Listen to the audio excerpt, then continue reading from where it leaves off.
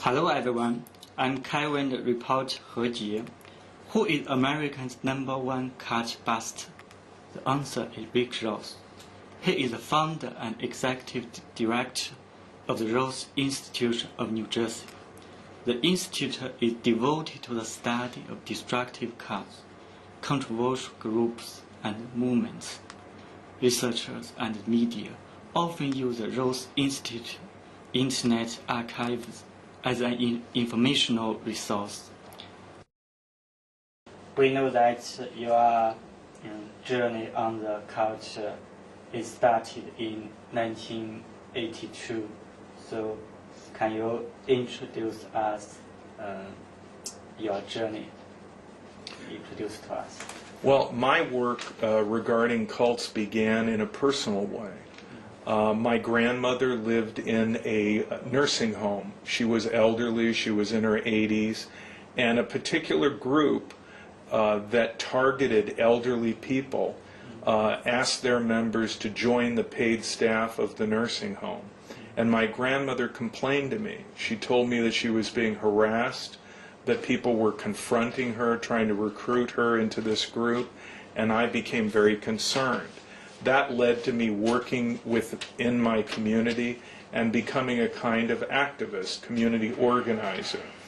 Then I began to work at a social service agency, an educational bureau, and later to work as a private consultant, traveling to help different families through intervention work to get people out of cults.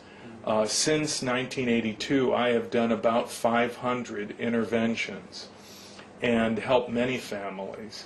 I've traveled all over the United States, Europe, the Middle East, and I've found wherever I go that there are cults everywhere. Also, I've testified as an expert witness in court cases. I've been qualified and accepted as an expert in 13 states within the United States, including United States Federal Court. And then I've lectured at universities and colleges in an effort to help students understand that cults might be recruiting on their campus and to be aware of that and to educate them.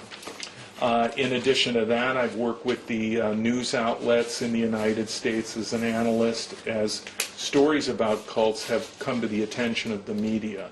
So it's been almost 30 years since I started from a personal interest. And it became my work, and it has been my work for a very long time. Would you please introduce us the main characteristics of the destructive cult, and what is the social condition of generating these cults? The primary criteria of a destructive cult would be that there is an absolute authoritarian leader that becomes the defining element of the group. It really isn't a question of what the group believes. It's the leader who becomes the hub of the group and the glue that holds it together. His claims about his powers, his authority, and so on.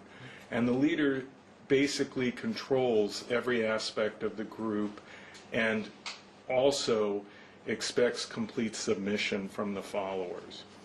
Second, there is a process in the group by the way in which the leader controls it and the way in which the group dynamic functions that people lose their ability to critically and independently think for themselves.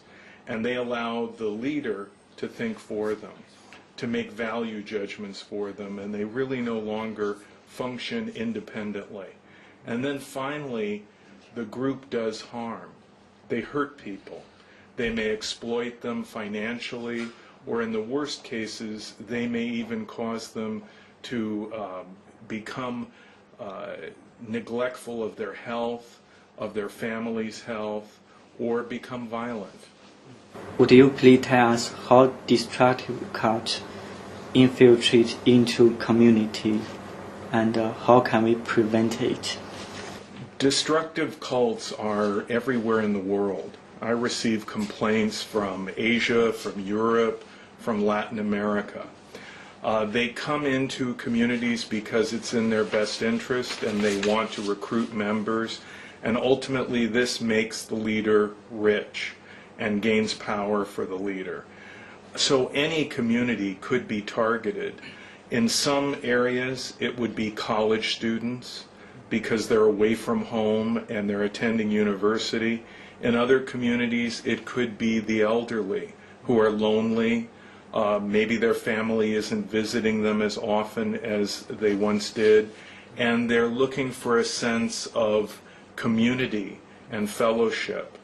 And I think anyone is vulnerable if they're going through a difficult time in their life. They're feeling lonely, they're feeling depressed, they're having problems at work, problems in their family, their marriage. And at that time, a cult group can find those cracks in a person's life and exploit them and then use that to recruit them into the organization. What kind of means do the destructive cult use to manipulate and exploit their followers? And what's the consequence to them and their families? Well, most destructive cults rely on isolation. So what that means is they begin to monopolize a person's time, control their environment in such a way that they cut them off from their family, from their old friends, from their co-workers, because what the group wants is to control everything they see, everything they experience, and in that way control their mind. And how this harms their life is it causes family estrangement, it can break up marriages, it can cause people to become so preoccupied with the group that they neglect their children, their family, their job. I've seen people give up everything for a destructive cult. Now, in US, France, Germany, Switzerland, Russia, Ukraine, and other countries, there are many organizations and institutions which provide services and helps to the former followers and victims, just like your institute. And one of their main research subjects is concerning future lives of the former followers when deprogramming, such as Who Am I and our Which Go. What's your suggestion to help those people find themselves as soon as possible? Countries around the world have set up social services and educational programs to help cult members and former cult members. I think it's very important. Frequently, when these people leave the group, they're very confused. They may have left because of a family member who's persuaded them to break away, or they may have left because they saw one thing in the group that caused them to question enough to leave. But when they do leave, they may be very confused and they haven't sorted out the rest of their cult experience. So they may go back and forth a bit. They might even go back to the group. So what they need is support in the community and an educational program and counseling so that they can understand what happened to them, sort through the manipulation of the group so that it doesn't happen to them again. Many cults had been recruiting members in universities to lure young lives, such as Unification Church, Scientology, and we know you have given many speeches in colleges around America and all over the world. Is it for reminding the universities to pay attention to cults? University students have historically been a target for destructive cults. This is because students are frequently away from home, away from their familiar surroundings and support, in a strange environment for the first time. Harvard University and Cornell in the United States used to have programs so that they could explain to freshmen coming into the university what they might expect from cult-like groups. I think it's very important to inform this area of the public. And the Ross Institute, which is an online library available through the internet, is set up exactly for this purpose, so that students can understand that these groups are out there and learn about their history before they might become more deeply involved. What roles should media, especially online media, play in the prevention and disposal of destructive cults? Well, in the United States, the media, television, the print media, has played a pivotal role in exposing destructive cults.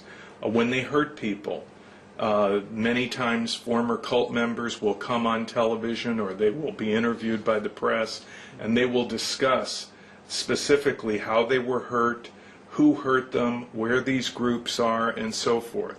So I think the media plays a crucial role in educating the public so that they understand the dangers of these groups and the fact that a group might be in their community that they're unaware of.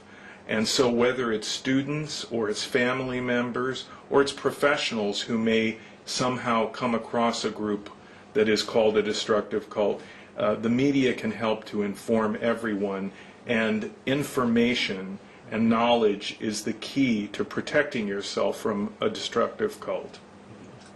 Is Falun Gong a destructive cult in your opinion, and why? In my opinion, Falun Gong fits the three criteria that would establish it as a destructive cult. Li Hongzhi is a typical cult leader. He makes fantastic claims about his powers, which define the group. Though the group talks about Qigong and other ancient Chinese traditions and beliefs, it really is about the personality of Li Hongzhi, his supernatural claims, his authority. Second, in the group there is a dynamic where people basically give up much of their critical thinking, and they defer that to Li Hongzhi. What he says is what they think, and they allow him to make value judgments for them, and they do not question Master Li in regards to anything. Whatever he says is right, whatever he says is wrong, and you will not find Falun Gong members that question his authority or would even point out that he has made a mistake about anything. Finally, the group does harm. Anyone who knows about the horrible self-immolation that occurred in Tiananmen Square in 2001 knows the horrible consequences of submission to Master Li. A 12-year-old girl died. A young woman has been crippled and disfigured for the rest of her life. While I've been here in Beijing, I've met with former members of Falun Gong, and I've heard their stories. And it is consistent with my experience dealing with cult members in the United States and around the world. I mean, Falun Gong acts like a cult, is structured like a cult, and affects people in a destructive way like a cult. And that's my opinion. We know that you have personally witnessed some cases of family breakdown, custody battle, which caused by family members practicing Falun Gong. Well, the woman that I met with last night here in Beijing talked about how she neglected her son because of her involvement with Falun Gong, about how she spent all her time with Falun Gong members and spent less and less time with her family, about how she neglected her career, her employment, everything for the sake of Falun Gong. And I think that's one example. And in her heart, she was conflicted because of her love of her son and her devotion to her family. But in the group, she was taught that Master Li and his commands and his agenda is more important than your individual needs or your family.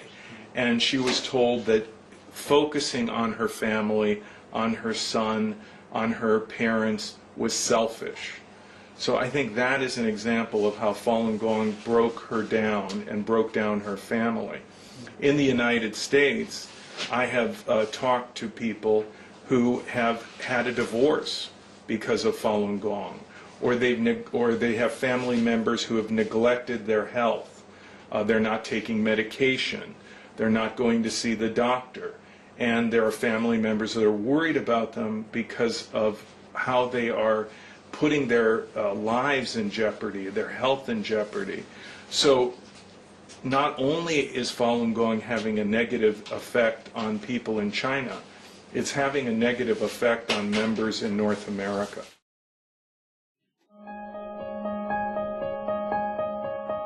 Thank you.